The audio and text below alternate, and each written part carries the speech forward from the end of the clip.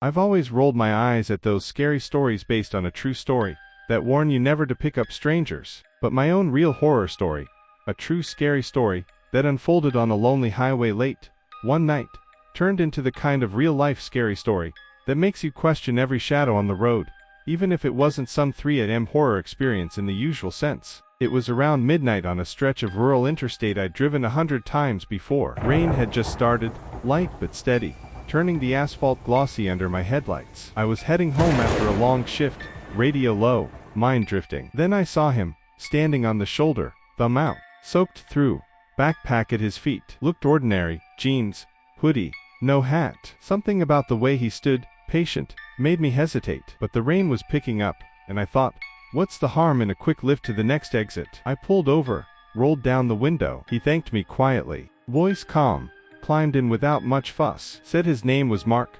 Car broke down a few miles back, heading to the city. Seemed normal. We chatted about the weather, traffic. He kept his hands visible, polite. But after a few minutes, I noticed his backpack on the floorboard, bulky, zipper half open. Something metallic glinted inside when the dashboard light hit it. The conversation shifted. He asked where I worked, if I lived alone. Innocent enough questions, but they lingered too long. I answered vaguely, eyes on the road. Then he mentioned he'd been hitchhiking for days, meeting all kinds of people. There was a pause, heavy. He reached down slowly, adjusted the bag. My grip tightened on the wheel. Up ahead, the next exit sign glowed, still 10 miles out. No other cars in sight. He started humming softly, some tune I didn't recognize. It grated. I glanced over. His eyes were fixed straight ahead, unblinking. You ever wonder, he said suddenly, what it'd be like if someone just didn't let you out? My stomach nodded. I laughed it off, said something dumb about bad jokes. But he didn't laugh back. Instead,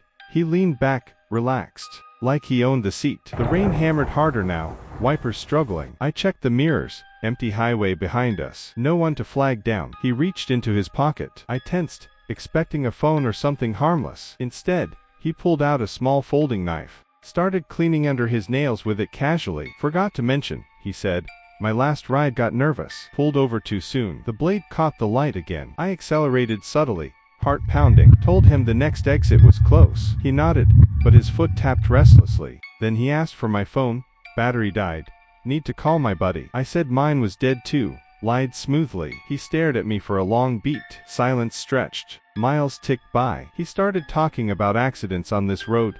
People who disappeared after stopping for someone. Details to specific, like he'd read police reports. Or worse. I spotted headlights far behind. Finally, another vehicle. Relief flooded me. I slowed a fraction, hoping they'd catch up. But Mark noticed. Don't stop, he said quietly. Just keep going. His hand moved to the door handle. I realized then, the child lock was on my side, but his door, I hadn't checked. He tested it subtly. Locked. Good. The following car passed us slowly. I flashed my highs. Desperate signal. They didn't slow, just kept going. Mark chuckled low. See, nobody wants trouble. Panic set in. I spotted a rest area sign, 2 miles. I could pull in, people around. He saw me glance. No, he said firmly. Keep driving. His knife was out again, twirling slowly. I weighed options. Ram the car off-road. Fight. Then I remembered. The truck stop I'd passed earlier had cameras, always busy, but it was behind us now. No. Ahead.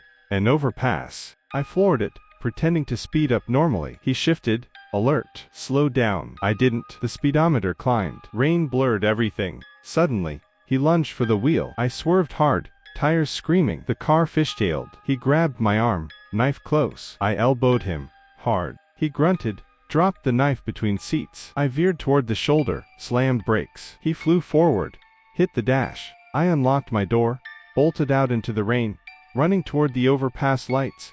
Maybe a call box, anything. Behind me, the car door opened. Footsteps. I sprinted, lungs burning. Reached the emergency phone, dialed 911, gasping the location. Police arrived fast. Found my car idling.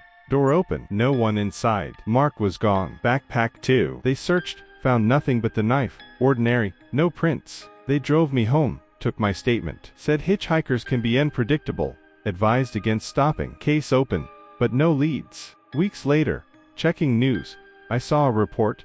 Man matching his description arrested to states over for carjacking a driver who'd picked him up. The victim escaped, but barely. Then the twist hit me. Police showed me a photo from surveillance at that truck stop. The one behind us. Timestamp, right after I passed it. A man in a hoodie, backpack, walking away from a parked semi. The driver reported missing later that night. He hadn't broken down miles back. He'd been there, waiting, watching cars. I'd stopped for someone who wasn't stranded. He'd chosen me. Now, every time I drive that stretch, even in daylight, I scan the shoulder, and I never, ever stop.